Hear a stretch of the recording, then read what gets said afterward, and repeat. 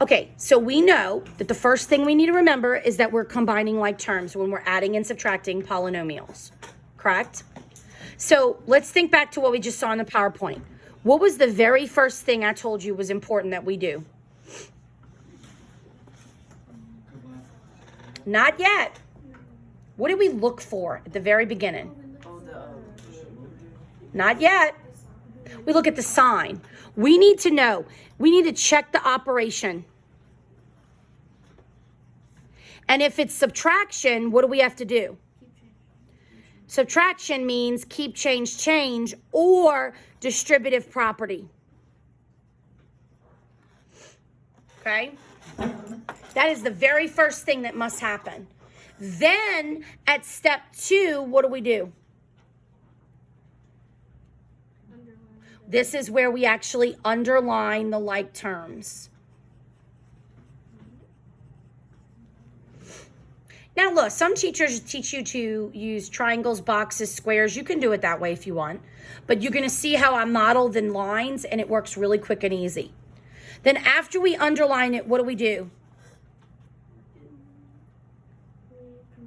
Then you actually combine it. So this is where you add and subtract. And I'm going to remind you to do it left to right, like a book, when you're adding and subtracting. If you get stuck on a subtraction problem, or if you're unsure, you plug it into your calculator to verify that it's correct. Now, after I add and subtract, what do? I told you this was important. You have to check standard form. Because if it's not in descending order, you got a problem. And then, of course, you know Miss Blanchard's favorite is to box in your answer.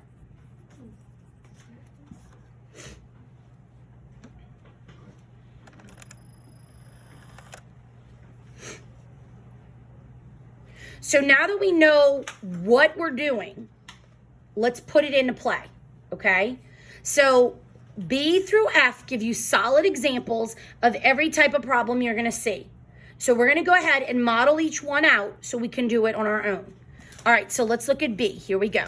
Everybody go to B. First steps tells us to do what? Operation check. So what operation is it? It is addition. So that means we go in and we tag and underline the like terms. So this matches with this matches with this, and this matches with this. Now, this is why I like the lines, because now I can tell in standard form the order I have to go. So now I combine it. So 4 plus 2 is 6x squared. And I use a cancel measure, so I know I've combined it. X plus 3x is 4x, and I combine. And 7 plus 1 is 8. Combine. Check standard. 2, 1, 0. Box it in.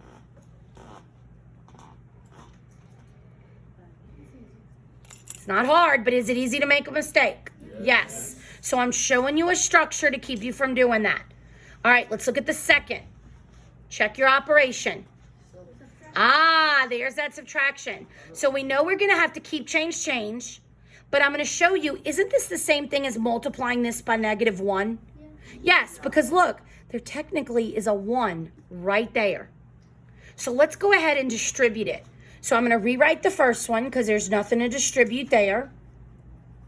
Now I distribute -x cubed minus 5x squared minus 4x plus 7. So what I've done is I've actually done the keep, change for all of the pieces.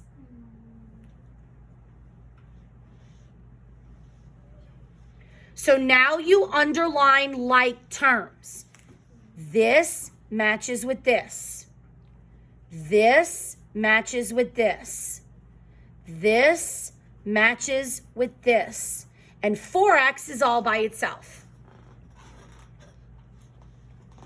But I know that 4x is going to become before my constant. Your constant is always last because it's 0 exponent. So now I'm going to write it. 3 minus 1 is 2x cubed. And I cross it out. Negative 1 minus 5 is negative 6x.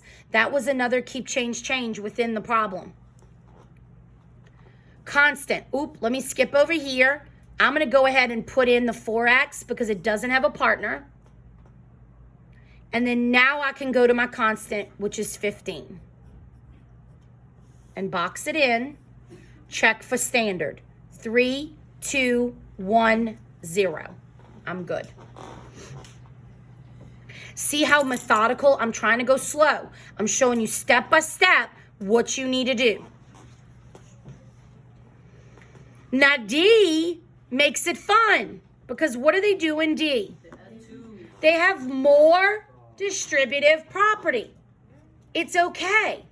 Distribute everything out and then do your underlining. So this is going to be 3x cubed plus 24x minus 2x cubed minus 24. I'm not rushing. I don't want to make mistakes with my negatives. Underline like terms. Nothing, nothing. You may want to do this to let you know the order it goes in. So this becomes 3x minus 2x is x third. The 24x goes next. And the negative 24 last. Box it in. Check standard. 3, 1, 0. Yes.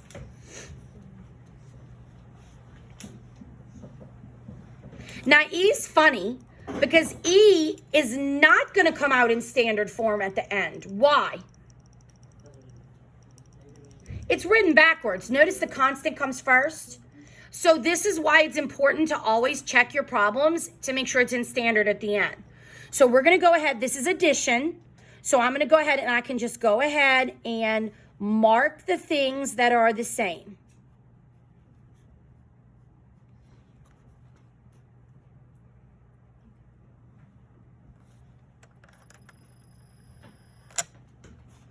So this becomes 5 by itself. Negative 1 plus 9 is positive 8t. Make sure you start using your t's like a backwards j. And then negative t squared and positive t squared cancel out. So I don't need them anymore. But when I go to box it in, I notice that I go from 0 to 1. I need to flip that. So it needs to become 8t plus 5 and box that in as my answer. So you may have to do the standard form at the end.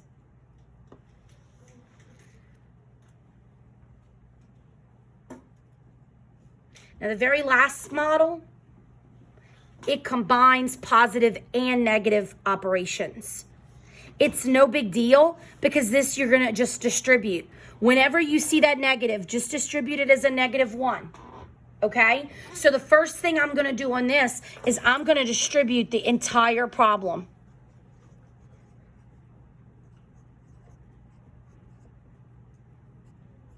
And then I can combine terms.